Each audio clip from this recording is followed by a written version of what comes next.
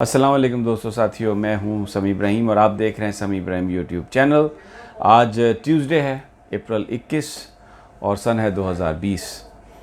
Important तीन चार ख़बरें हैं। प्राइम मिनिस्टर पाकिस्तान इमरान खान साहब के हवाले से ये ख़बर आ रही है कि हो सकता है कि उनको कोरोना हो गया हो, क्योंकि उन्होंने मुलाकात की थी फैसल ईदी से, जो ईदी फाउंडेशन के अब सरबराह हैं। और पिछले हफ्ते हुई थी ये मुलाकात। स्पेशली फैसल ईदी जो हैं वो कराची से एक प्राइवेट चार्टर प्लेन में आए थे और जो इस वक्त पाकिस्तान में जो रिलीफ़ का काम है उसके हवाले से बातचीत हो रही थी। तो इमरान खान साहब से उनकी मुलाकात हुई क्योंकि वो बड़े अहम इश्यूज़ थे। तो अब फैसल ईदी साहब को जो कोरोना है वो पॉजिटिव आ गया। वो जो पॉजिटिव आया कोरोना, तो अब जहाँ जिन जिन लोगों से फैसल ईदी मिले हैं वो एक्सपोज हो गया उनको। तो वैसे इमरान खान बड़ी एहतियात करते हैं, एक डिस्टेंस पे रहते हैं और हाथ नहीं मिलाते, बगलगीर नहीं होते, बड़े वो इस मामले में स्ट्रेट फॉरवर्ड हैं। लेकिन अब वो अमेरिका में तो वो ये कहा है उन्होंने कि जी जो कोरोना वायरस है वो एयरबॉर्न भी है और आप हर जगह मास्क पहने। तो हम देखते हैं प्राइम मिनिस्टर जब डेलीगेशन से मिलते हैं तो वो मास्क तो नहीं पहने हुए। फैसल ईदी से जब उन्होंने मुलाकात की तो कोई भी मास्क नहीं पहना हुआ था।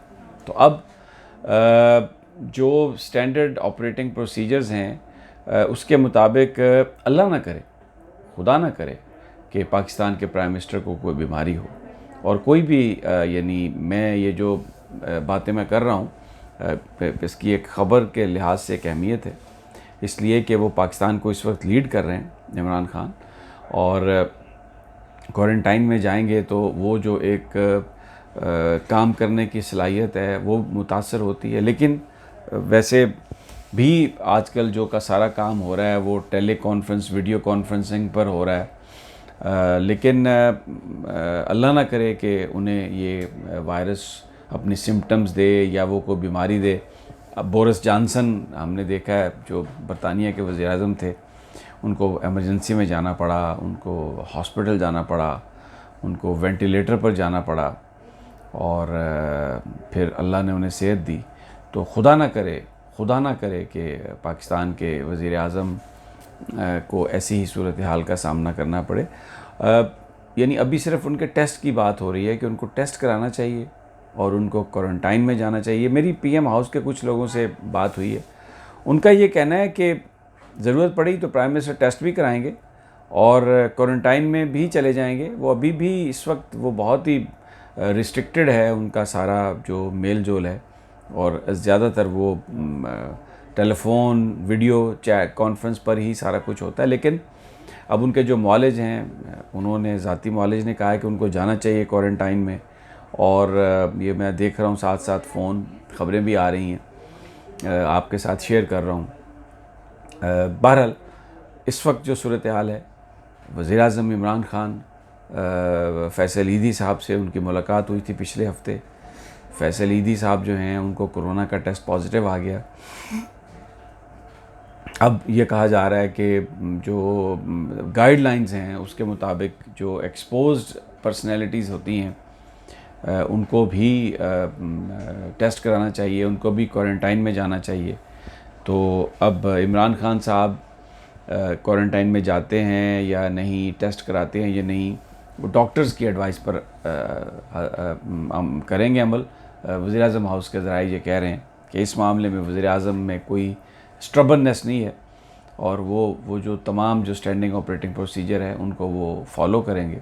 बहरहाल ये सबसे बड़ी ख़बर है आज जो मैं आपके साथ शेयर कर रहा हूँ कि prime minister of Pakistan Imran Khan, एक हफ़्ता पहले उनकी ईदी साहब से मुलाकात हुई और ईदी साहब को कोरोना का टेस्ट पॉजिटिव आ गया। तो अब उनके डॉक्टर्स, उनके प्राइवेट मुआलिज, कुछ प्रेस टॉक भी हुई है, कुछ और लोगों से भी बात हुई है उनकी, वो ये तजवीज़ कर रहे हैं कि उनको ज़रूर कोरोना का टेस्ट कराना चाहिए, उनको ज़रूर क्वारंटाइन में जाना चाहिए। इसका इम्पैक्ट जो है, इसकी जो इम्प्लिकेशन है वो भी असेस की जा रही है, इसलिए कि वज़ीर आज़म इस वक्त जो काम कर रहे हैं करप्शन के ख़िलाफ़, उन्होंने भरपूर एक जहाद किया हुआ है। कोई किसी तरह सौदेबाजी करने के लिए तैयार नहीं है। अपने करीबी तरीन जो उनके साथी हैं, जहांगीर तरीन साहब, उनका नाम आया है तो उन्होंने कहा कि बिल्कुल आप रिपोर्ट बनाएं।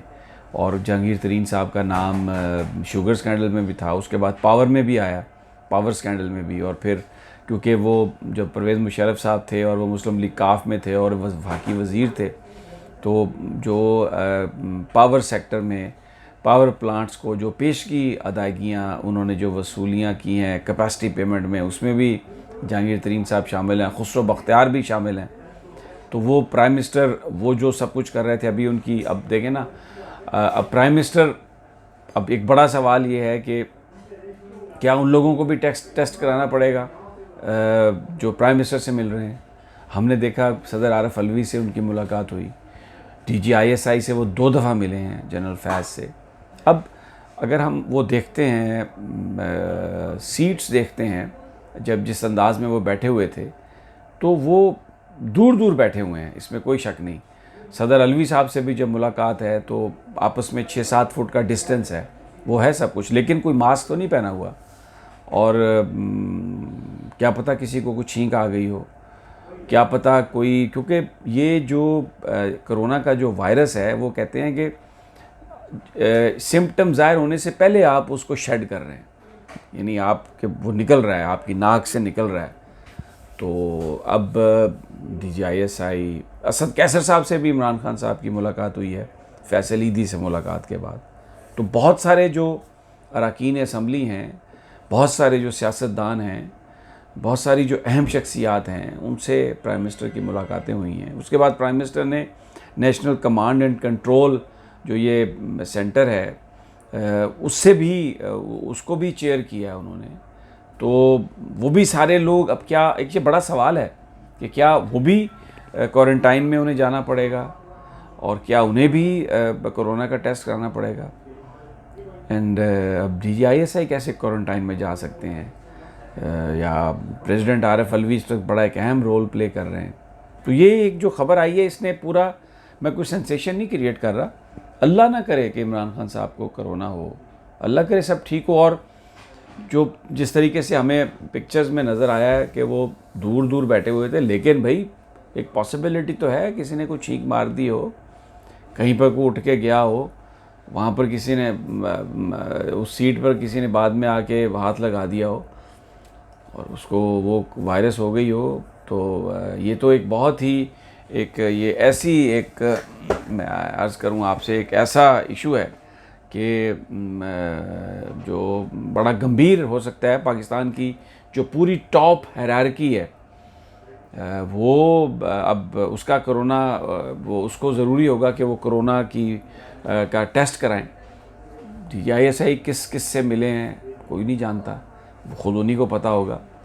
बड़ा अहम ये इस वक्त LOC पर जो चीज़ें चल रही हैं, भारत जो कुछ कर रहा है, तो ये जो खबर आज आई है ये इसने हिला के रख दिया। मैं कोई सेंसेशन नहीं, कोई सरासीमगी वो जो जैसे होती है वो ऐसा कोई चक्कर नहीं है। मैं ये नहीं कह रहा कि इन सब लोगों को कोरोना हो गया है या हो जाएगा।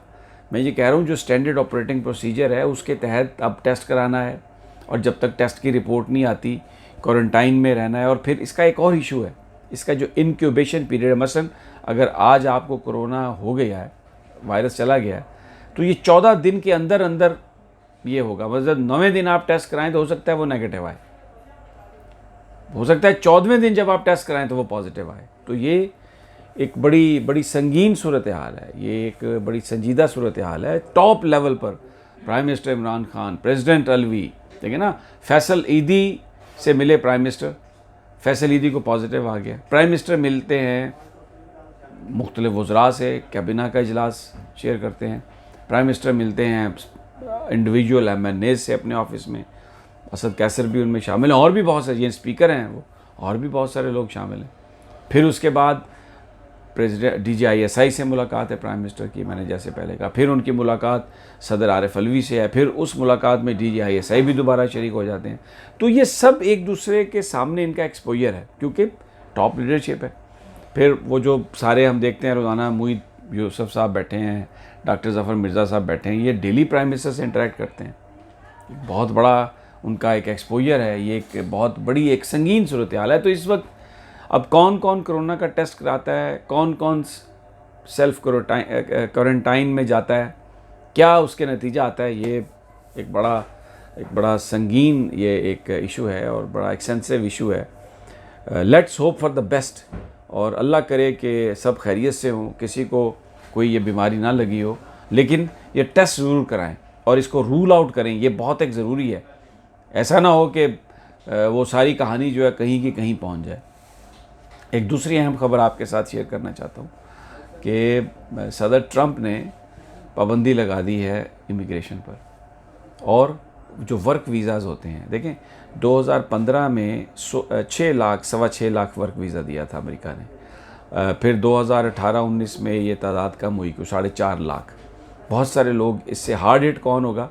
पाकिस्तान में तो वर्क वीज़ा अमेरिका का वैसे ही बहुत कम जाता है, लेकिन जो कौमें मुतासर होगी उसमें इंडिया के बहुत सारे लोग जाते हैं वहाँ पर आईटी में। तो लेकिन सदर ट्रंप ने ये कहा है कि हम टेम्परेरीली ये जो इमिग्रेशन है और वर्क वीज़ा जो हैं इसको मुकम्मल तौर पे सस्पेंड कर रहे हैं। और जब ये, क्योंकि अभी इकॉनमी बैठ गई है और जो अमेरिकन्स हैं वो इतने अनएम्प्लॉयड हो गए हैं कि उनको ज़रूरत है, तो इसलिए हम बाहर से तो बंदा नहीं मंगवाएंगे, को वर्क वीज़ा भी तो फौरी तौर पे बंद कर रहे हैं। कुछ कैटेगरीज़ में वो बंद नहीं करेंगे। अभी एग्जेक्टिव ऑर्डर डोनाल्ड ट्रंप ने साइन करना है, ट्वीट पे उन्होंने ये बात कही है कि मैं ये बंद कर रहा हूँ।